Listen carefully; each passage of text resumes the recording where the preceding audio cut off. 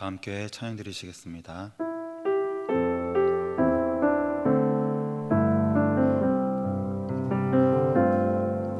나의 피난처 예수 의지해요.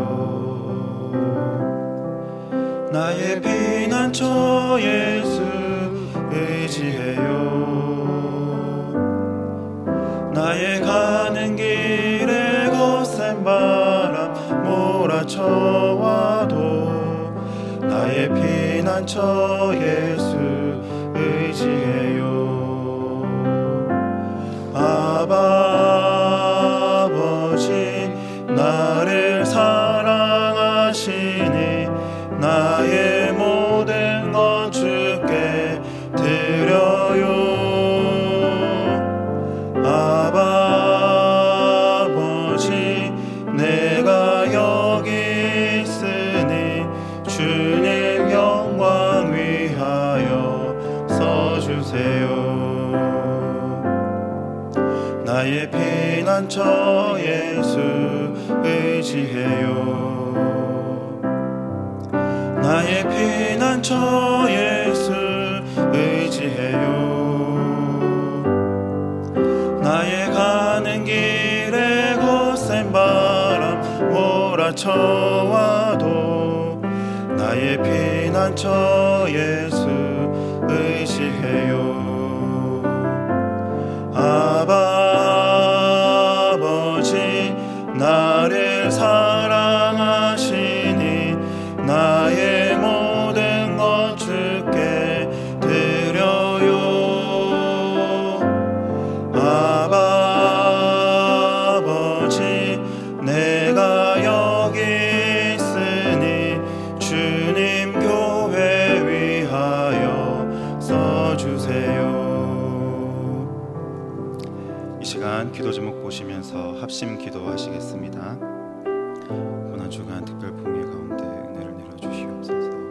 말씀을 증거하시는 좋은 담임 목사님을 성령으로 충만케 하시며 영육간의 강건함을 주시옵소서.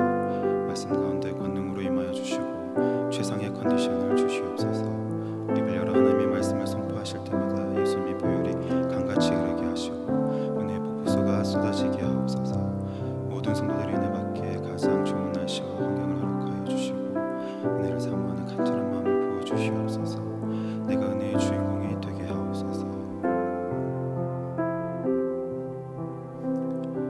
고난주간 특별 부흥회 가운데 은혜를 내려 주시옵소서. 말씀을 증거하시는 좋은 담임 목사님을 성령으로 충만케 하시며 영육간의 강건함을 주시옵소서. 말씀 가운데 권능으로 임하여 주시고 최상의 컨디션을 주시옵소서. 입을 열어 하나님의 말씀을 선포하실 때마다 예수님의 보혈이 강같이 흐르게 하시고 은혜의 폭포수가 쏟아지게 하옵소서. 모든 성도들이 은혜 받기에 가장 좋은 날씨와 환경을 허락하여 주시고 은혜를 사모하는 간절한 마음을 부어 주시옵소서. 내가 은혜의 주인공이 되게 하옵소서. 사랑의 주님, 이 시간 말씀 듣길 원합니다. 주님의 음성에 귀 기울이게 하시고 은혜의 담비를 부어 주시옵소서. 감사하며 살아계신 우리 주 예수 그리스도 이름으로 기도하옵나이다. 아멘. 오늘 우리에게 주시는 하나님의 말씀은 요한복음 8장 1절에서 11절 말씀입니다. 신약성경 158면입니다. 한 절씩 교독하시겠습니다. 예수는 감람산으로 가시다.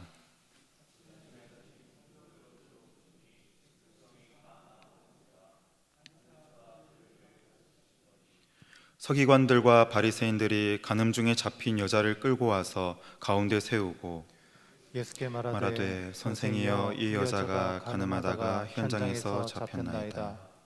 모세는 율법에 이러한 여자를 돌로 치라 명하였거니와 선생은 어떻게 말하겠나이까? 저희가 이렇게 말함은 고소할 조건을 얻고자 하여 예수를 시험함이로라. 예수께서 몸을 굽히사 손가락으로 땅에 쓰시니 저희가 묻기를 맞이 아니하는지라. 이에 일어나 가라사대 너희 중에 죄 없는 자가 먼저 돌로 치라 하시고 다시 몸을 굽히사 손가락으로 땅에 쓰시니 저희가 이 말씀을 듣고 양심의 가책을 받아 어른으로 시작하여 젊은이까지 하나씩 나가고 오직 예수와 그 가운데 섰는 여자만 남았더라. 예수께서 일어나사 여자 외에 아무도 없는 것을 보시고 이르시되 여자여, 너를 고소하던 그들이 어디 있느냐? 너를 정죄한 자가 없느냐? 다 함께 읽습니다. 대답하되 주여 없나이다. 예수께서 가라사대 나도 너를 정죄하지 아니하노니 가서 다시는 죄를 범치 말라 하시니라. 아멘. 우리는 고난주간을 앞두고 있습니다. 다음 주 월요일 저녁부터 담임 목사님을 통하여 십자가의 은혜에 대한 풍성한 말씀을 듣게 될 것입니다. 그러나 몇몇 성도님들은 은혜의 자리로 나가기가 쉽지 않은 것 같습니다. 왠지 마음에 꺼림칙함이 있으신 것이죠. 왜 그럴까요? 어떤 분들은 코로나로 인해 현장 예배에 약 1년 동안 오지 못하셨습니다. 또 어떤 분들은 영적으로 다운되어 있는데 다시 일어나지 못하고 계시죠. 오히려 침체된 그 자리를 편안해 하시고 만족해 할 때도 있었습니다. 그리고 어떤 분들은 죄를 지었지만 이제는 그 생활이 너무 오래되어서 무뎌졌습니다. 어떻게 주님께로 돌아가야 할지 방법도 모르겠고 길도 찾지 못하는 것이죠. 이런 모든 분들과 또 이 자리에 참석한 저와 여러분, 우리 모두가 나를 용서하시는 주님을 만나시기를 간절히 축복합니다. 그렇다면 나를 용서하시는 주님은 어떤 분이실까요? 나를 용서하시는 주님은 자신의 안전보다 나를 생각하시는 주님이십니다. 오늘 본문을 보시면 2절에서 예수님이 성전에서 백성들에게 말씀을 가르치시는 중이라고 합니다. 지금처럼 예배를 드리고 있는 것이죠. 바리새인과 서기관들이 한 여인을 데리고 왔는데 그 여인은 간음하다가 현장에서 붙잡힌 여인이었습니다. 그들은 예수님께 이 여인을 어떻게 하면 좋겠냐고 묻습니다. 그런데 본문의 분위기를 보니 단순히 궁금하기 때문에 이 사건을 어떻게 처리해야 할지 몰라서 예수님께 묻는 것이 아님을 우리는 알 수 있습니다. 5절과 6절을 제가 읽습니다. 모세는 율법에 이러한 여자를 돌로 치라 명하였거니와 선생은 어떻게 말하겠나이까? 저희가 이렇게 말함은 고소할 조건을 얻고자 하여 예수를 시험함이로라. 보신 바와 같이 6절에서 이들은 예수님을 고발하기 위해 시험하고 있다고 합니다. 그러고 보니 바리새인과 서기관들이 괜히 예수님께서 성전에서 말씀을 전하실 때 이 간음한 여인을 데리고 온 것이 아닙니다. 현재 장소가 어디입니까? 거룩한 성전입니다. 사람들이 무엇을 하고 있는 시간입니까? 하나님께 예배를 드리고 있습니다. 거룩한 성전에서 예수님의 말씀을 들으며 하나님께 예배를 드리고 있는데 가장 거룩하고 정결해야 하는 이곳 장소와 이 시간에 굳이 더러운 죄를 지은 여인을 데리고 온 이유는 가늠한 여인이 반드시 벌을 받아야 한다는 바리새인과 서기관들 자신들의 주장을 극대화시키기 위함이 아니었을까요? 더 나아가 서기관과 바리새인들은 예수님이 그 어떠한 변명도 하실 수 없도록 물샐 틈도 주지 않기 위해 모세의 율법으로 예수님을 공격합니다. 먼저 이들의 주장대로 명백하게 모세의 율법에는 간음 중에 현장에서 잡힌 사람에 대한 명령이 기록되어 있습니다. 신명기 17장 5절에 나와 있는데요, 제가 읽겠습니다. 너는 그 악을 행한 남자나 여자를 내 성문에서 끌어내고 그 남자나 여자를 돌로 쳐 죽이되. 예수님은 지금 어떤 방향으로도 답변을 주기 어려운 상황에 놓여 있습니다. 코너에 몰리신 것이죠. 살려주라고 말씀하시면 예수님은 모세의 율법을 어기는 것이 되고 맙니다. 돌로 치라고 하시면 죄인을 구원하러 오신 그리스도라는 사역 방향에서 완전히 벗어나게 됩니다. 그동안 예수님께서 하신 말씀과 정반대로 행하게 되는 것이죠. 그러므로 서기관과 바리새인들은 무조건 말려들 수밖에 없는, 어떤 대답을 하더라도 자신들이 이길 수밖에 없는 상황으로 예수님을 몰아갔습니다. 그때 예수님께서 그들에게 명답을 제시한 것이 아니라 갑자기 몸을 굽히시더니 땅바닥에 무엇인가를 쓰십니다. 성경학자들은 예수님께서 어떤 내용을 쓰셨을까 추측을 합니다. 어떤 분은 예수님께서 바리새인과 서기관들을 비롯한 그 자리에 있는 유대인들까지 그 모든 사람의 죄목들을 하나하나 적고 계셨을 것이라 추측합니다. 너희 모두가 다 죄인이라는 것이죠. 한편으로 일리가 있습니다. 또 어떤 분은 바리새인과 서기관들의 질문 그리고 여인을 향한 주장 및 행동들이 아무런 의미가 없기 때문에 땅바닥에 그냥 끄적이고 계셨을 것이라 생각합니다. 즉 대답할 가치가 전혀 없다는 것이죠. 우리도 보통 모임에서 진부한 이야기들만 오고 갈 때는 노트에 낙서를 하지 않습니까? 그렇게 대하셨을 것이라 추측이 됩니다. 어느 편이든 다 일리가 있습니다. 그렇게 바닥에 무엇인가를 쓰시던 주님께서 사람들이 묻기를 마지 아니하는지라 계속해서 답을 해달라고 조르자 너희 중에 죄 없는 자가 먼저 돌로 치라고 한마디 말씀하십니다. 예수님은 어떤 마음으로 사람들에게 죄 없는 자가 먼저 돌로 치라고 말씀하셨을까요? 사실 바리새인과 서기관들은 이 가늠한 여자에게 관심이 없습니다. 그들의 관심은 온통 어떻게 하면 예수를 올가매고 시험에 빠뜨릴까 여기에 집중되어 있었습니다. 그러나 예수님의 관심은 바리새인과 서기관들 그리고 그들이 던진 난해한 질문에 있는 것이 아니라 이 가늠한 여인에게 예수님의 모든 관심이 집중되어 있었습니다. 자신의 안전이 심각하게 위협을 받고 있는 이 상황 중에도 예수님의 시선은 가늠한 여인을 향해 머물고 계셨던 것이죠. 죄 없는 자가 먼저 돌로 치라고 말씀하심으로 아무도 여인에게 손도 대지 못하게 하셨습니다. 예수님께서는 자신의 안전보다 여인을 더 생각하셨습니다.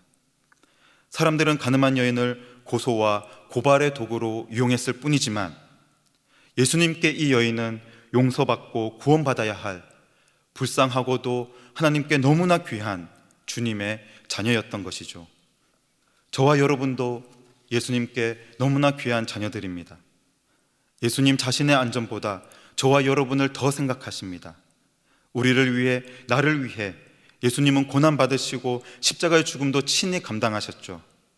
저와 여러분을 위해서라면 우리 예수님은 자신의 안전은 물론이요 고난과 십자가의 자리까지 나아가실 정도로 우리를 귀하게 여기시는 분이라는 사실을 믿으시기 바랍니다. 나를 용서하시는 주님은 이처럼 자신의 안전보다 나를 더 생각하시는, 자신의 안전보다 나를 더 생각하시는 주님이십니다. 다음으로 나를 용서하시는 주님은 죄를 깨닫게 하시는 주님이십니다. 먼저 예수님은 그 자리에 있는 모든 자들의 죄를 깨닫게 하셨습니다. 여인이 간음죄를 범했다는 사실에만 집중했던 군중들에게 정말로 큰, 진짜 큰 문제는 이 여인의 죄가 아니라 너희들 스스로가 지었던 더 큰 죄악들에 있다고 깨닫게 하셨습니다. 예수께서 너희 중에 죄 없는 자가 먼저 돌로 치라고 하셨을 때 사람들이 우르르 나와서 그 가늠한 여인을 돌로 쳤습니까? 아닙니다. 어쩐 일인지 어른부터 젊은이까지 한 명씩 한 명씩 그 자리를 떠나기 시작했습니다. 그런데 성도 여러분, 아무것도 아닌 일로 소란 피운다는 듯이 툭 던지셨던 예수님의 이 말씀 한마디로 인해 예수님께서 창조주 하느님이심에 틀림없다는 이 명백한 사실이 밝혀진 것을 아십니까? 사람의 마음이라는 메커니즘은 이렇습니다.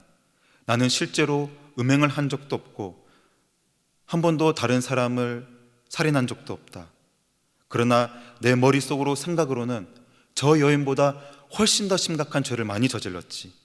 누군가를 미워했고 밤에 골목길에 아무도 없을 때 그 사람 뒤에서 해코지를 하고 싶은 그 마음이 들었던 적이 있었다.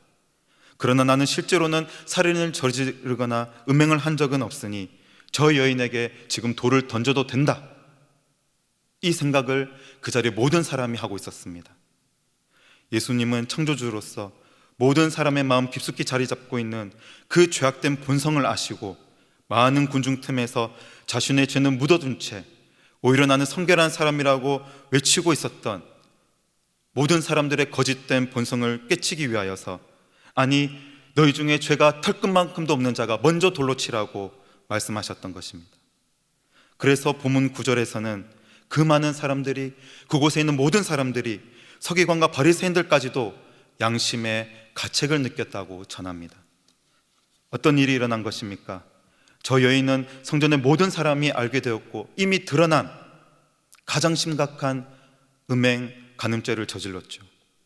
그러나 그곳에 참석한 나 자신은 아무도 모르고 누구에게도 드러나지 않았지만, 그리고 눈앞에 있는 이 가늠한 여인 저리 가라 할 정도로 마음속으로 얼마나 심각한 죄들을 많이 지었었는지, 각 사람의 머릿속에는 그동안 죄를 지으며 즐겼던 수많은 기억들이 그 짧은 시간에 주마등처럼 스쳐 지나갔던 것입니다. 하나님께서 이렇게 모든 사람의 마음속에 양심을 주시고 가책을 느끼도록 하셨던 것이죠.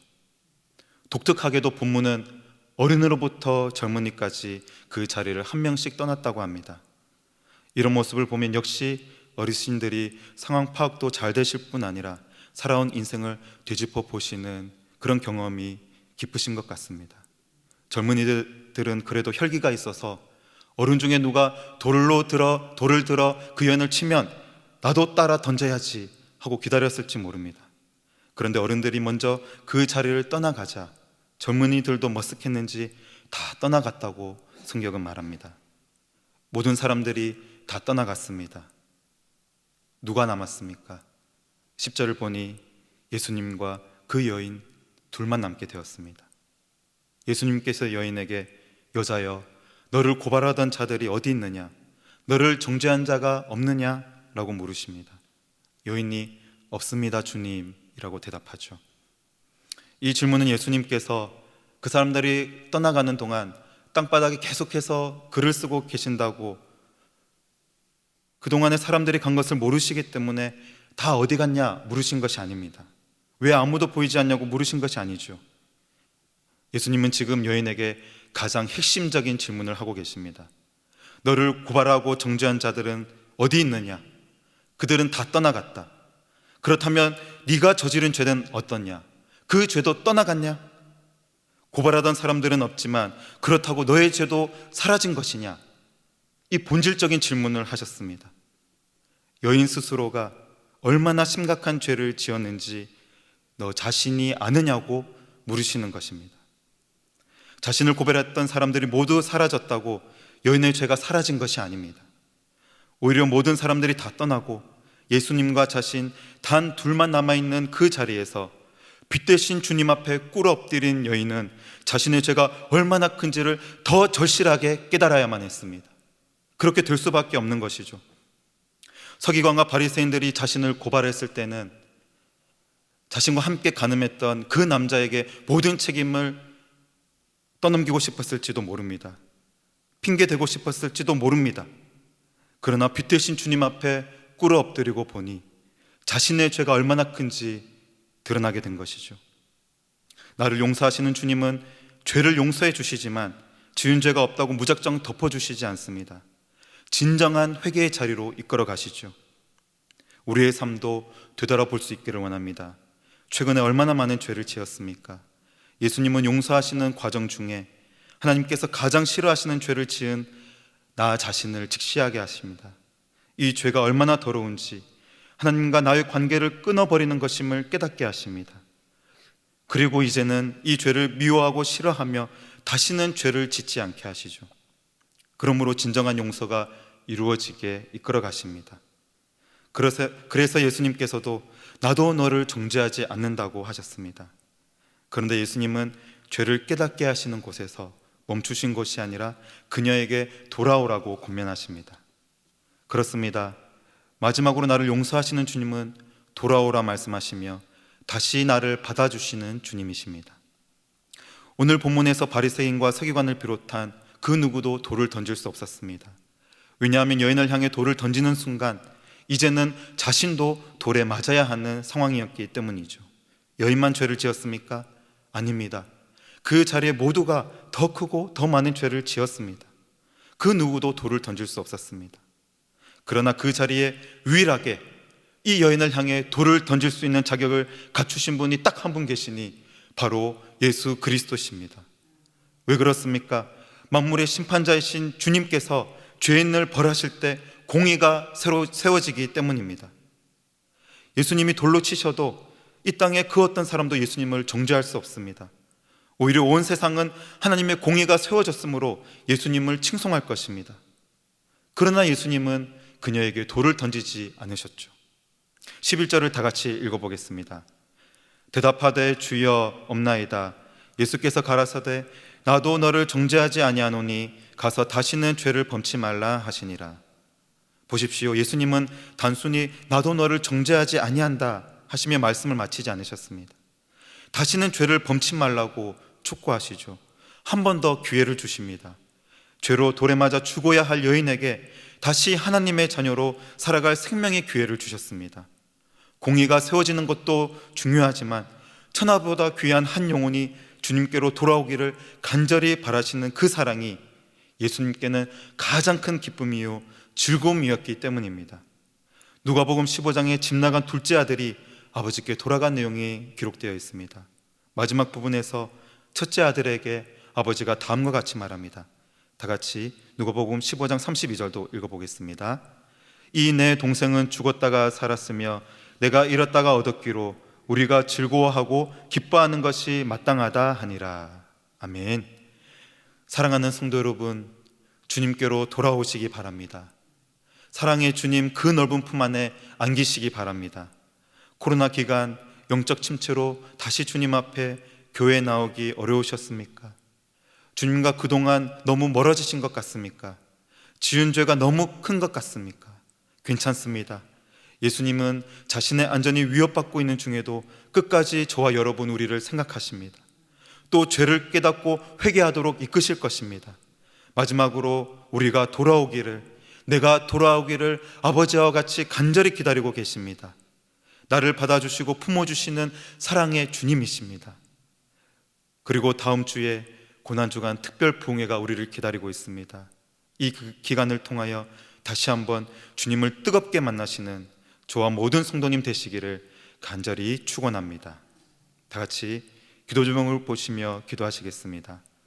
사랑의 주님, 다시 돌아오라 하시며 나를 용서하여 주시고 안아주시니 감사합니다.